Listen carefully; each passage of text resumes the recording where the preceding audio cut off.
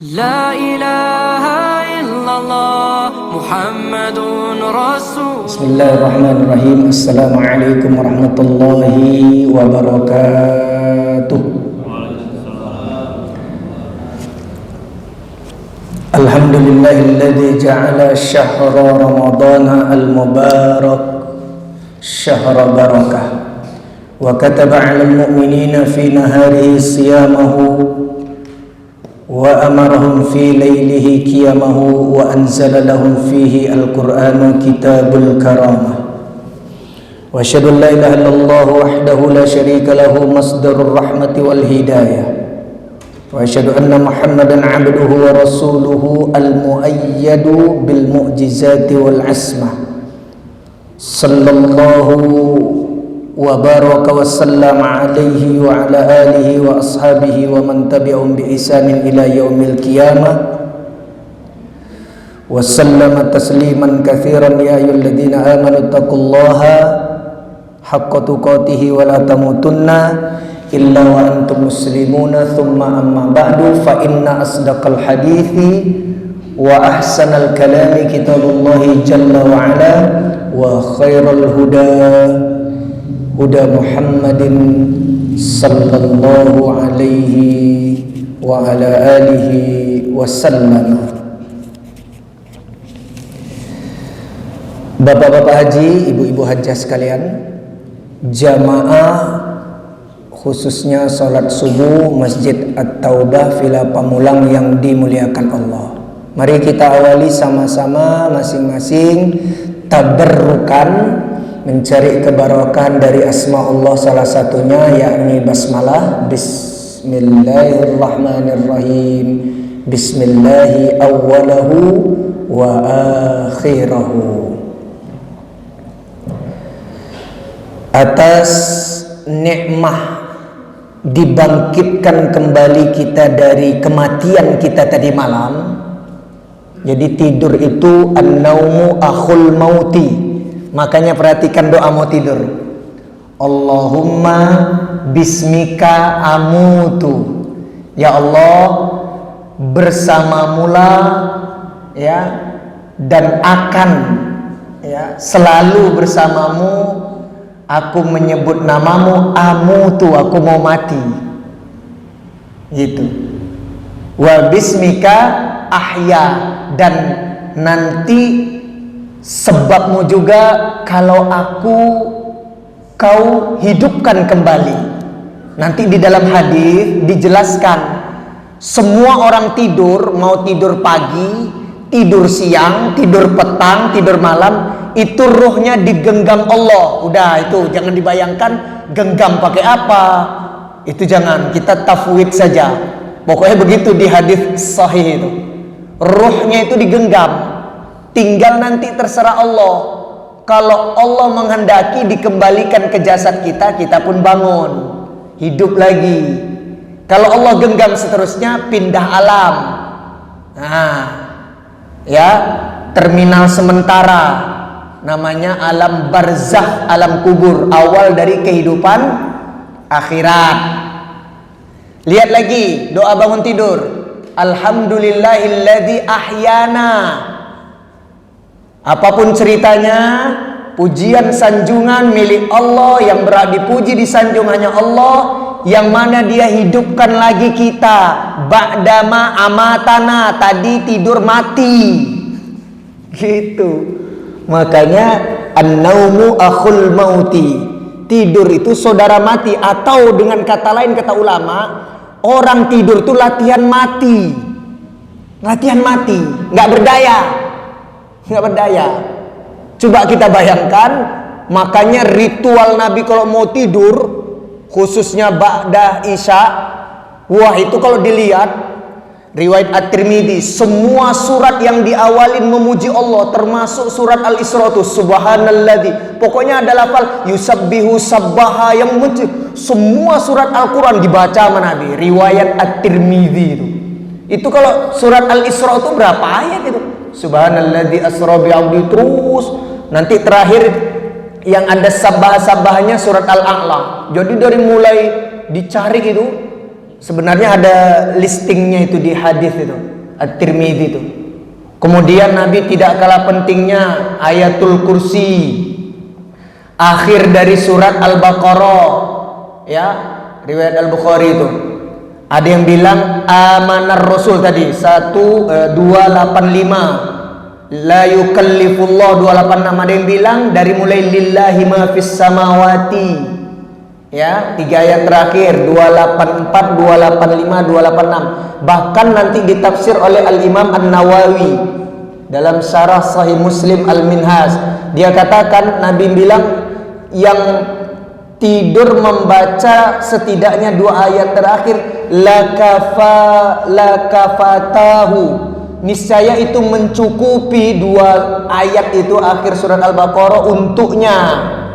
Kemudian dijelaskan termasuk Imam Nawawi mencukupi untuk semua bacaan-bacaan mau tidur. Ada yang mengatakan mencukupi untuk, ya, ibadah malamnya seandainya dia tidak tahajud. Sampai segitunya itu. Belum lagi yang baca surat Al-Kafirun, bara'atun minasyirki, dibebaskan dari kesyirikan, riwayat Abu Daud.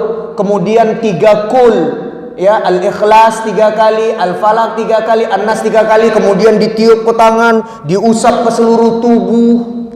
Belum lagi berwuduknya, siapa yang tidur dalam keadaan bersuci, ada malaikat khusus yang diutus Allah menjaganya. Bukan hanya menjaganya, juga mendoakan terus pengampunan dan rahmat sepanjang dia tidur. Kalau mau tidurnya berwuduk.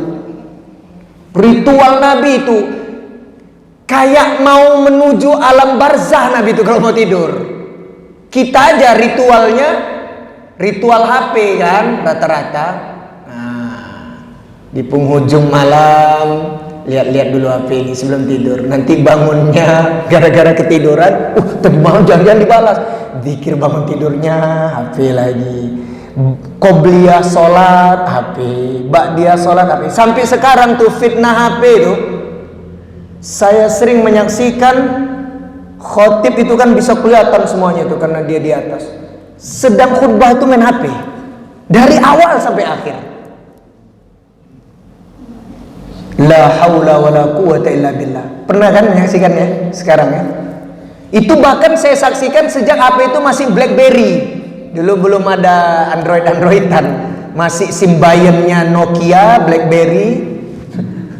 Dia main BBM-an. Saya perhatikan, pernah saya jadi makmum di sebelahnya persis BBM-an.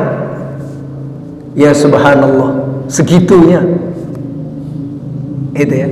Ini bagus juga itu. Apa tadi dibilangnya itu? Tuh, tiada panggilan sepenting seruan ilahi. Tuh. Ada sekarang di monitor itu ya. Maka kita syukur dengan kalimatus syukri hamdalah alhamdulillahirabbil alamin. Selawat dan salam kepada Nabi Muhammad sallallahu alaihi wasallam, seluruh keluarga, para sahabatnya, dan mudah-mudahan juga Allah limpahkan rahmatnya untuk kita umatnya, diri kita, keluarga kita, saudara, kerabat, sanak famili, handai tolan, jamaah kita, warga kita, dan segenap kaum muslimin seluruhnya semuanya. Amin. Mukhalafatu syahri Ramadana al-mubaraki, serba-serbi bulan Ramadan yang mulia dan penuh barokah.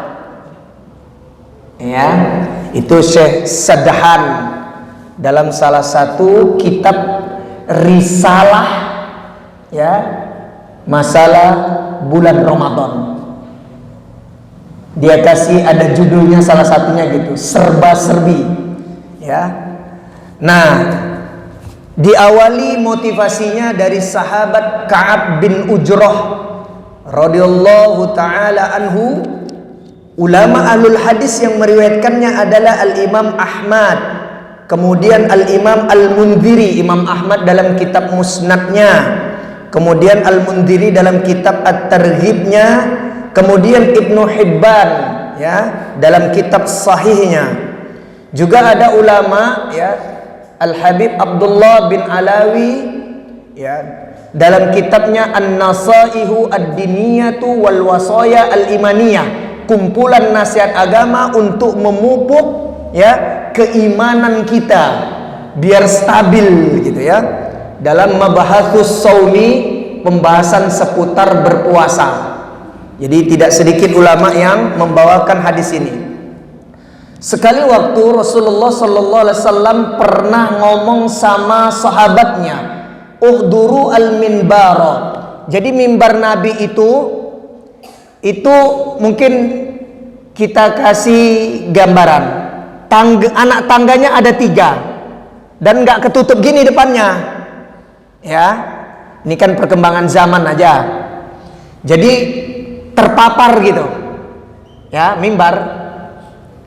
Ini podium namanya, bukan mimbar. Kalau mimbar itu pakai tangga. Itu ada tangganya juga, Ustadz. Tangganya 3 minimal. Gitu.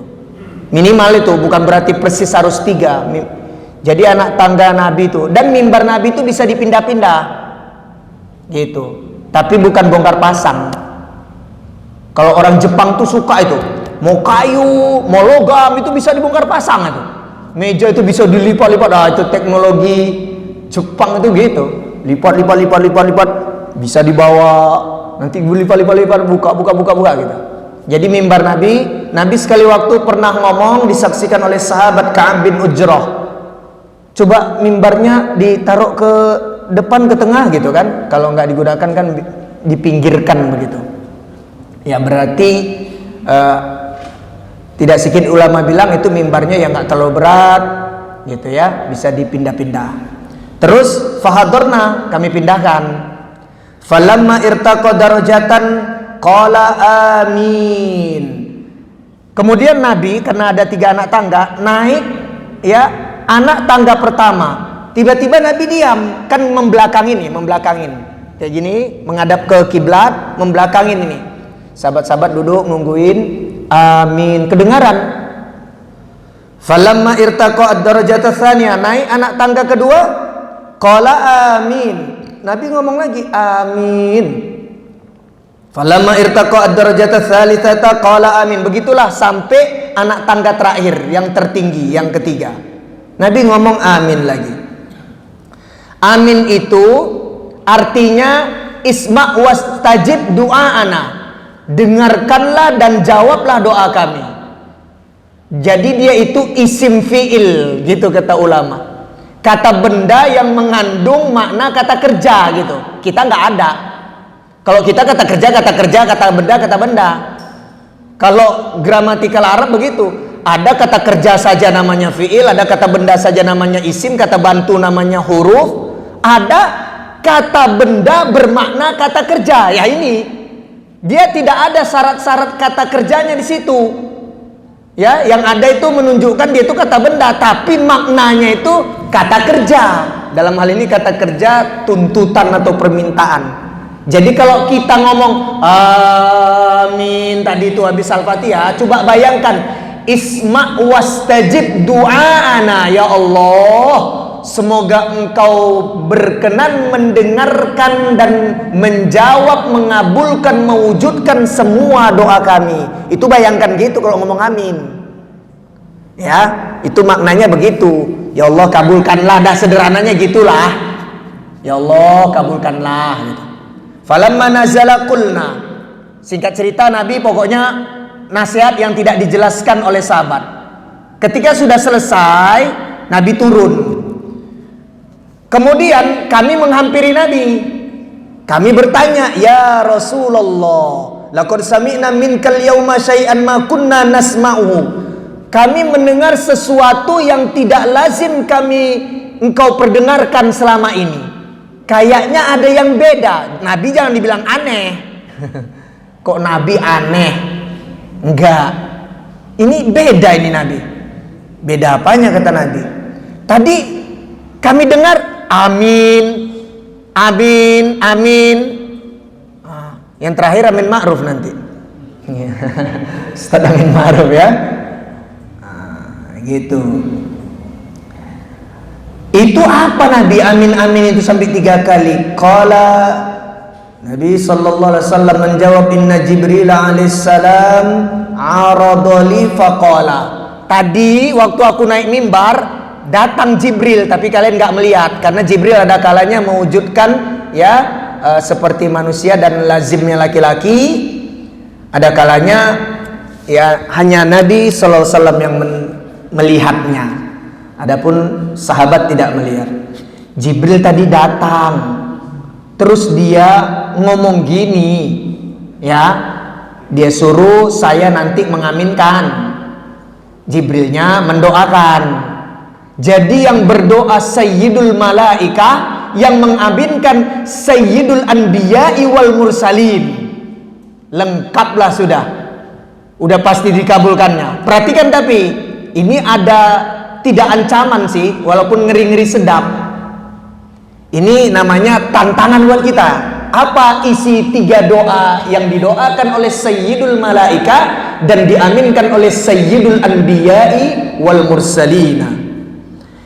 Nih kata Jibril dalam doanya, bu'ida man adraka ramadana falam yughfaru lahu qultu amin. Semoga Allah menjauhkan seseorang yang menjumpai bulan Ramadan, namun sepenuh Ramadan dari hari pertama sampai 29 atau 30 hari 1 bulan, belum juga ada 1 hari pun dosanya terampunkan.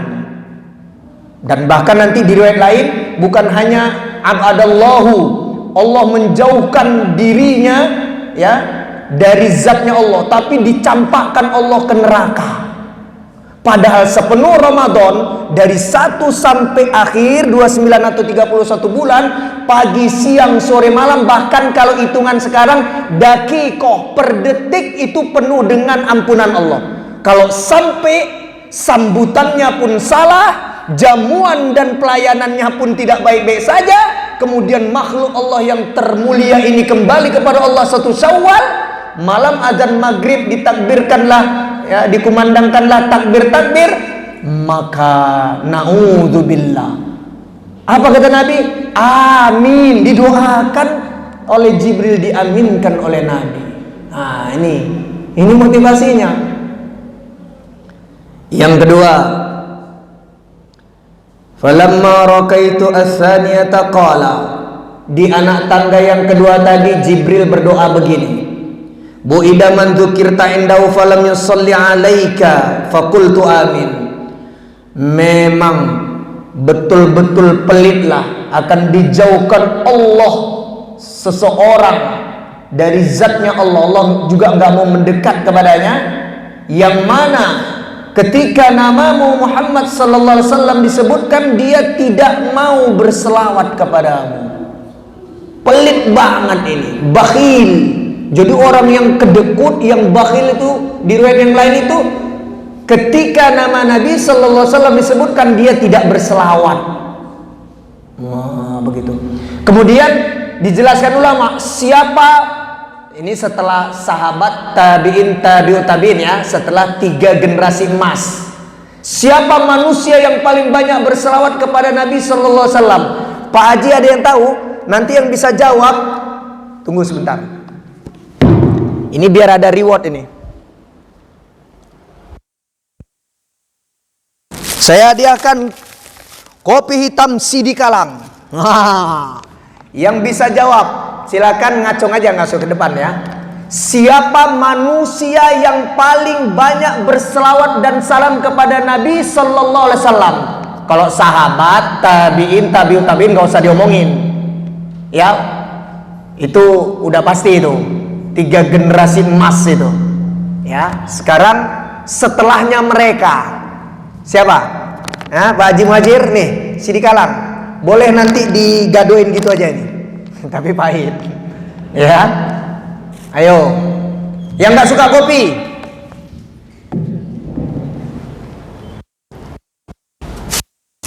Ya. Jadi pendakwah itu modal dikit. Nah, teh poci vanila dari Jawa Tengah, teh kahuripan, ya, ada yang black tea-nya. Ini bukan saya ya jualan, enggak, saya nggak jualan, saya nggak iklan nih, juga nggak ngendorse. Ada yang rasa melati black tea-nya, teh hitamnya. Silakan, 3-tiganya saya kasih. Siapa manusia yang paling banyak berselawat dan salam kepada Nabi sallallahu alaihi wasallam? Mau tahu jawabannya? al-muhadditsun, ulama pakar hadis. Kenapa? Ya memang dia meneliti hadis. Kan di situ ada qala nabiyyu, qala Rasulullah. Iya kan? Dia akan mengucapkan terus dan dituliskan. Lihat kitab hadis Al-Bukhari, Muslim, Abu Daud, An-Nasai, ya. Kemudian At-Tirmidzi, kemudian Ibnu Majah, Musnad Ahmad dan yang lainnya. Kan ada sallallahu alaihi wasallam. Itu bukan hanya dia tulis, dia juga ngomong itu. Dan sekarang udah dapat jawabannya. Manusia yang paling banyak berselawat dan salam kepada Nabi adalah para muhakkikul hadis, para bahithul hadis, para muhadditsun, ulama peneliti hadis. Dah, karena nggak ada yang bisa jawab, nanti sama-sama kita minum situ. Semuanya dapat ya, insyaallah. Begitu. Jadilah kita menyetarakan diri kita seperti ulama alul hadis, banyak-banyaklah selawat. Ya, kalau enggak dijauhkan Allah kita dari zatnya. Yang ketiga, falamma raqaitu as-salisata, ketika aku naik ke anak tangga yang ketiga, qala, Jibril berdoa, bu'ida man adraka abawaihi al-kabira. Ya, maka Allah juga akan menjauhkan dari rahmatnya seseorang yang masih menjumpai kedua orang tuanya tapi sudah renta. Indahu, ya, di sisi anaknya, au ahaduhuma, atau tinggal salah satu dari keduanya, dan atau bahkan tinggal mertua. Mertua itu statusnya orang tua kita. Ya, kita suami, mertua kita itu kedua orang tua kita. Istri kita juga orang tua kita itu orang tuanya istri kita. Maka kalau sekarang yang udah nikah, kalau ngomong gini dalam doanya, Rabbi firli wali walidayya, yang sudah nikah itu otomatis wali walidayya itu kedua orang tua kita dan kedua mertua. Mertua itu muharram yang muabbad. Jadi kemahromannya abadi, walaupun kita sudah bercerai, tetap dia abadi. Itu kebanyakan ulama fikih bilang gitu. Maaf, ini ada seorang suami bercerai dengan istrinya, maka ibu mertuanya itu muharram, ya, muabbad, itu yang permanen. Gitu, walaupun sudah bercerai, apalagi sekedar meninggal. Falam yudkhilahu al-jannata, namun dia tidak bisa memanfaatkan kedua orang tuanya, merawat, mengurusinya dengan sebaik-baiknya, sehingga dia tidak berpeluang masuk ke surga lewat berbakti kepada kedua orang tuanya. Qultu amin. Nabi menjawab doa itu dengan amin. Ustadz, orang tua saya, mertua saya semuanya udah meninggal, lah ada cara berbaktinya. Silaturahim dengan kerabat-kerabatnya kedua orang tua dan mertua, teman-teman mereka yang masih hidup. Itu kata ulama. Doa, kita doa itu, ya, sehari semalam 100 untuk kedua orang tua, otomatis juga kedua mertua karena udah pada menikah rata-rata kita ini. Itu kurang untuk membayar, ya, jasa mereka. Sekarang ini agak aneh. Dulu orang-orang tua dulu punya anak banyak, ada yang 11, ya, sampai tinggal buat kesebelasan aja sepak bola itu. Ada yang 11, dia nggak pakai ART. Wow, nggak mau kalah ini Mas Iman nih, karena saya gini, wah, aku juga punya Ustaz, katanya kan. Nah, ada air mineral, sampai jatuh-jatuh lagi. Biar nggak tegang, ya. Itu begitu. Satu ibu ngurusin 11 anaknya berderet, ada yang setahun sekali itu jaraknya, itu mampu. Tapi 11 anak kurang ngajar, naruh ibunya ke panti werda. Na'udzubillah. La haula wala quwata illa billah. Semua alasannya sibuk. 11 alasannya sibuk main pingpong. Aja lah, teteh aja lah, cecek aja, mama, wah, lempar-lemparan, ngurusin Satu doang, 11 itu nggak tertanganin.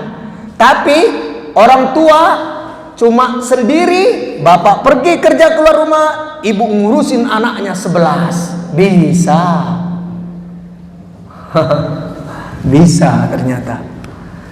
Itu kan tergantung kemauan itu. Kemauan yang kuat. Gitu ya. Nah, jadi yang penting sekarang kita i'dad atau istiqdad. Ya, kalau i'dad itu ya persiapan, tapi belumlah yang sampai level ya maksimal optimal ya, tapi udah yang baik juga. Nah, kalau ditambah lagi ya dengan alif dan ta gitu dalam gramatikal Arab. Jadi istiqdad itu persiapannya maksimal, optimal, yang terbaik, matang, masak, dipikirkan semuanya sampai detail, rigid. Nah, ya saya hanya mau bercerita tentang persiapan kita berkaitan dengan serba-serbi bulan Ramadan al-Mubarak. Gini kata ulama ya, ini dalam Al-Maqalatu Al-Islamiyah, saya nukil-nukil ini ya, Nukhbatun Minal Ulama, kompilasi ulama ini, dulu dan sekarang. Keberhasilan suatu ibadah, suatu amaliyah dan aktivitas dunia, nih perhatikan kata mereka, ya, ditentukan oleh persiapan dan kesiapan, ya, persiapan kita, kesiapan kita, rancangan-rancangan kita, kurikulum kita, program-program kita ketika akan menjalankannya. Ini kata ulama, kamu merancang, memprogram yang asal-asalan saja, sebenarnya kamu sudah merancang dirimu untuk kegagalan, apalagi nggak punya rancangan. Nah, gitu. Jadi keberhasilan kita sebenarnya ditentukan oleh persiapan dan kesiapan, rencana-rencana, program ibadah, program kerja. Itu yang menentukan. Sekarang kita ukur. Ini bukan sok jagoan kita ini semua. Kita ukur. Dulu setiap Ramadan sampai sekarang, anak-anak itu dikasih agenda Ramadan nggak? Ada kan? Dari hari pertama sampai 29 atau 30. Sholat subuh berjamaah. Siapa yang tanda tangan nanti? Imamnya. Kalau ada kultum habis subuhnya, tanda tangan. Zuhur disuruh juga jujur, ya. Yang jujur akan mujur. Wah, gitu motonya. Ya kan? Orang tua mantau.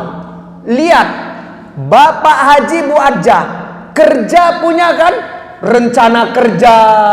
Ada yang short term, jangka pendek, middle term, long term. Ada nggak? Ada kan? Ada target-target capaian kan? Sekarang kita ukur, ibadah gitu nggak? Ngaco nggak kita ini sama Allah? Ngaco, makanya sekenanya. Harusnya ini ya, al-a'malu al-yaumiyatu, kebiasaan kaum salaf. Nih hari Ahad, aku ngapain setelah sholat subuh? Dari mulai subuh lah, nggak usah muluk-muluk dulu tahajud, bangun lebih awal subuh.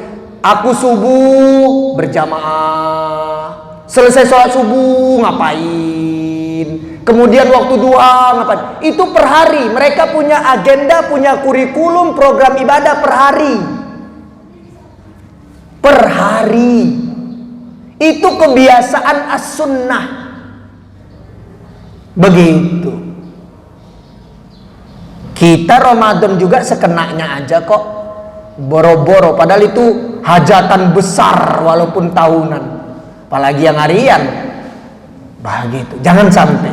Cobalah buat Senin ngapain, walaupun tidak harus puasa sunnah Senin, syukur-syukur. Selasa ngapain, itu dari mulai pagi habis subuh, waktu duha, ya, pagi menjelang siang, siang, tengah hari, petang, maghrib, malam, tengah malam, harus ada. Orang dunia kerja aja begitu. Mau kementerian, mau ASN, mau swasta, mau BUMN. Pedagang aja loh, pedagang kaki lima aja kadang-kadang dia juga punya loh target-target, rencana-rencana, rutinitas yang terukur dan teratur. Gitu. Maka ya, apa yang kita persiapkan istiqdatnya, ya, ini masalah mentalitas kita, ya, masalah fisik, psikis, materi, non materi. Karena inilah yang akan menunjang kesuksesan ibadah amaliyah juga urusan dunia kita. Itu orang-orang dunia pergoesan yang suka hari Ahad begini habis subuh mereka goes sampai ke Sukabumi, itu aja pakai rencana. Kita lewat mana nanti? Lewat mana? Oh, dirancang-rancang gitu. Perjuangan banget. Nggak jarang loh, goes sampai ke Sukabumi, dia kuat.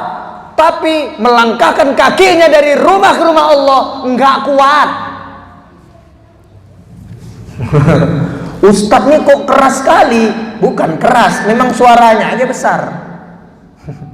Begitu, itu ada fakta itu. Pergoesan kuat, tapi itunya nggak kuat. Nah, yang kita persiapkan ini cepat saja, ya, karena udah ada notifikasi 8 ya. Ruhi imani, masalah mentalitas spiritual. Ini orang ibadah ini mentalitasnya. Kalau mentalnya tempe mendoan lembek, tapi kalau tempe dikasih tepung digoreng crispy, wah keras juga masih tempenya. Tapi kalau mendoan kan memang sengaja buat lembek gitu ya. Ini masalah mentalitas ini. Urusan apa saja. Kalau mentalnya itu ringkih, cengeng, alah, nggak peduli. Mau Ramadan mau enggak, bahkan Ramadan dianggap beban. Bahaya. Yang kedua, apa istiqdatnya? Fikri wa amali. Ini masalah persepsi yang benar dan yang baik seputar Ramadan. Jadi ini wawasan intelektual dan pengetahuan. Nanti ngaji fikih. Fikih bulan Ramadan dan fikih puasa serta amaliyah bulan Ramadan. Itu dua hal yang berbeda. Gitu. Ya. Yang ketiga, istiqdatnya muhasabati, introspeksi, evaluasi, hitung-hitung ulang, ya, kalibrasi lagi. Jangan mau kalah sama petugas pom bensin Pertamina. Pak, mulai dari nol ya. Kalaulah kita ini bangkrut, udah nggak apa-apa, kalibrasi lagi. Sebenarnya persiapannya itu setidaknya bulan Rajab, tapi kita ya kajiannya ini di bulan Syaban nggak apa-apa, belum terlambat. Yang keempat, ya, istiqdat waktu, ya, time management, idaratul awqat, tata kelola waktu, atur lagi waktunya. Ya kayak tadi sebenarnya, Senin, Selasa, Rabu, Kamis, weekday, weekend mau ngapain, pagi, siang, petang, malam, jam sekian mau kemana, di mana, ngapain gitu. Ya, atur. Jangan nanti gelagapan masuk Ramadan. Karena memang kehidupan Ramadan itu beda. Kita agak banyak beraktivitas malam juga. Dari mulai iftar berbuka, qiyam Ramadan tarawih, terus nanti mungkin ada tadarus sebelum tidur, kemudian bangun lebih awal, persiapan untuk sahur, ya, qiyamul lail lagi kita, dan seterusnya. Yang kelima, istiqdat amali. Amal, cek lagi tuh. Yang tahun lalu belum mencapai target, yang sekarang. Nah, ini bahkan Nabi sallallahu alaihi wasallam di riwayat Al-Bukhari, Muslim dari Sayyidah Aisyah dari Usama bin Zaid, itu pernah sekali 2 waktu bulan Syaban ini Nabi full puasa sunnah sampean. Full. Riwayat Al-Bukhari. Bahkan ulama juga bilang ini syahrul Quran bulan Syaban. Mulai lagi buka mushaf Qurannya yang udah berdebu di rak-raknya, kan dibaca 11 bulan oleh jin di rumahnya. Karena sejak Syawal aja ditutup. Pok. Udah? Dzulqa'dah, Dzulhijjah, nanti Syaban belum dibuka, Ramadan baru dibuka. 11 bulan dibaca jin, 1 bulan dibaca manusia. Bahkan ada yang sangkinkan hebatnya, setiap mau masuk Ramadan beli mushaf Quran baru. Entah dimakan siapa itu Qurannya. Dulu masih ada Gunung Agung, beli cari Quran, bukan untuk akab, untuk di rumah. Ya, tapi nggak apa-apa. Yang keenam, istiqdat badani. Badan, jaga kesehatan, jangan asal makan, pikiran, hati, olahraga, istirahat yang cukup, diatur lagi. Ya, karena murni ibadah Ramadan tuh dibilang ulama jihad di siang harinya menahan lapar, haus dan seterusnya, menahan macam-macam. Malamnya juga murni badan, termasuk qiyam Ramadan tarawih yang 11, yang 23 atau 21. Sahurnya itu kalau nggak fit, nggak prima. Kok ini merek-merek minuman mineral ya? Fit, prima. Iklan lagi. Yang ketujuh, ya, istiqdad maliyah. Jadi harta ini bukan maksudnya untuk ya di bazar Ramadan. Udah itu apa namanya, tawaf di pusat perbelanjaan, orang zakat mal, dia zakat mall, bukan itu maksudnya. Hambur-hamburkan di jalan Allah selama Ramadan. Itu kebiasaan orang Saudi, dia bekerja Syawal sampai Sa'ban 11 bulan, 1 bulan Ramadan dihamburkan. Ini yang nanti saya doakan umroh Ramadan insyaallah 1 bulan sampai Idul Fitri nanti sana. Itu banyak kontainer dari mulai sore, bahkan dipajang itu 1 bulan. Ini muhsinun siapa, Pak Haji siapa, itu paket makanan untuk berbuka, untuk makan sahur 1 bulan itu orang itu begitu, kontainer sampai 1 paket, ada mineral, ada yogurt, ada susu, ya, ada apa namanya, kotak itu jus, ada kue, ada roti, itu dibagi. Bahkan ada nasi biryani Bukhari, itu dibagi. Mereka kerja 11 bulan untuk hambur-hambur di jalan Allah 1 bulan Ramadan. Karena Nabi mengatakan, ditanya oleh sahabat, ayu sodakotin afdolu, kalau nyari momentum yang terbaik Nabi, kapan yang terbaik saya menghambur-hamburkan harta saya di jalan Allah? Sodakotu fi Ramadana, apapun ceritanya tidak bisa dikalahkan sedekah bulan Ramadan, kata Nabi. Sepanjang Ramadan, nggak punya harta, tenaga, pikiran, ilmu, apa sajalah. Dan yang terakhir, istiqdad usrati wabiati, kondisikan keluarga kita, lingkungan kita. Makanya ada bersih-bersih apa semuanya. Kalau kami di Sumatera, tanya Bang Haji Lazuardi itu, kalau mau puasa, kuras rumah, bukan kuras kamar mandi, rumah dikuras. Itu tradisinya orang Melayu, orang Sumatera, dikuras rumahnya, cat semuanya, rapi-rapi, sofa-sofanya, kabinet-kabinetnya digeser-geser biar suasananya segar, refresh, kayak gitu. Dulu itu saya ingat tahun 80-an masih di Medan.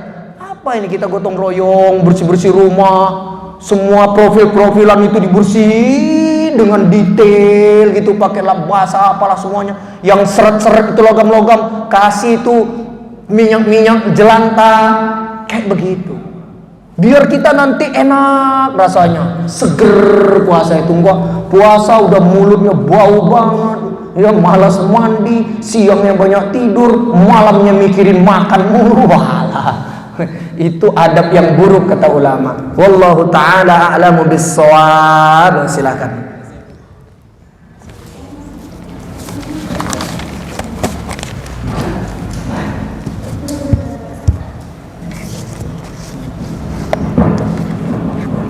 Ada jemaah yang bertanya atau menambahkan nomor di pasaran. Tapi dari segi nomor tidak. Assalamualaikum warahmatullahi wabarakatuh. Waalaikumsalam. Ustaz, terkait dengan persiapan kita baik lahir maupun batin dalam rangka menyambut bulan suci Ramadan, Ustaz. Begini Ustaz, kita kan misalnya saat ini kan sedang ada usaha, Ustaz. Siap. Dalam usaha itu kan ada yang namanya hutang dan piutang, Ustaz. Ustaz ya. Nah, apakah pada saat kita akan memasuki bulan suci Ramadan,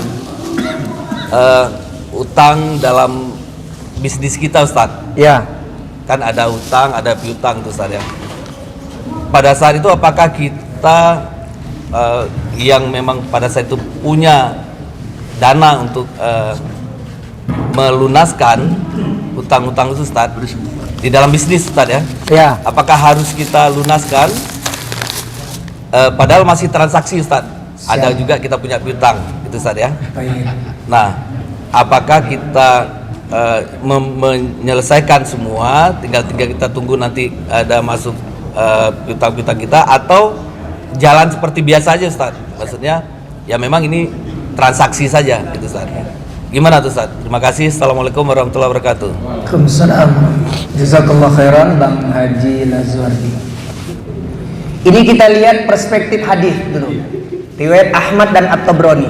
Man adraka Ramadhana, siapa saja yang menjumpai bulan Ramadan wa alaihi min Ramadhana syai'un, dan masih punya hutang puasa Ramadan tahun lalu, lam yakdihi, belum juga dibayar-bayar nih. Makanya istri kita, anak perempuan, menantu perempuan, mungkin besan kita masih head, ya belum menopause, apa semua serba. Atau kita mungkin tahun lalu safar berat, sakit, yang akhirnya nggak puasa. Ini nggak ada pilihan lain kita ini, harus segera menyelesaikan utang. Kenapa? Lam yutaqabbal minhu, cukup mengganggu itu nanti ibadah Ramadan berikutnya. Kalau ini bahasanya tidak terima nanti puasa Ramadan berikutnya bisa-bisa. Nah, ini utang puasa Ramadan tahun lalu. Kemudian saya perhatikan di risalah-risalah bulan Ramadan Al-Mubarak, ulama membawakan hadis ini juga. Kamu yang punya utang materi, utang janji, coba ya sebelum masuk Ramadan, kalau mau nyicil, kalau masih berjalan seperti apa adanya, kalau mau dilunasin atau apa, diomongin kepada ya rekan atau partner usahamu, atau kepada para piutang-piutang yang menghutangi. Nah, berkaitan dengan dunia usaha, hadisnya Sahih Muslim, Kitabul Buyu' wat Tijarah, bab masalah jual beli dan perdagangan. Apa itu? Al-muslimuna inda syurutihim. Orang kalau muamalah, ya transaksi, bisnis, usaha dan seterusnya, itu terikat oleh agreement yang disepakatin. Jadi kalau usaha itu terus berjalan seperti biasa, walaupun masih dalam bentuk-bentuk ya surat-surat utang, atau ya dalam bentuk-bentuk cicilan atau apapun. Karena usaha itu kan berjalan terus, dan di situ juga nanti mau dihitung berjalan haul 1 tahun Islam untuk dikeluarkan zakat-zakatnya. Jadi Ramadan pun berjalan, sama aja dengan orang kerja makan gaji di ASN, BUMN, kementerian, swasta dan lain-lain, ya itu nggak perlu memperbaharui agreement juga, ya berjalan seperti biasanya, ya walaupun masih dalam bentuk hutang-hutang, gitu ya. Jadi tidak ada keharusan dilunasin. Tapi kalau yang bisa ya dilunasin atau mulai dicicil agak gencar, agak masif gitu sebelum masuk Ramadan, entah janji, entah hutang materi ya, atau kalaupun belum bisa dibayar sama sekali, diomongkan kepada pihak-pihak yang bersangkutan, supaya kita itu nggak mikirin gitu-gitu lagi ibadah Ramadan itu. Yang kita pikirin adalah fokus jiwa, raga dan anggota keluarga kita terhubung secara istimewa kepada Allah Subhanahu wa taala dengan beragam amaliyahnya. Allah alam. Cukup lagi. Cukup. Cukup ya, sekalian. Alhamdulillah sudah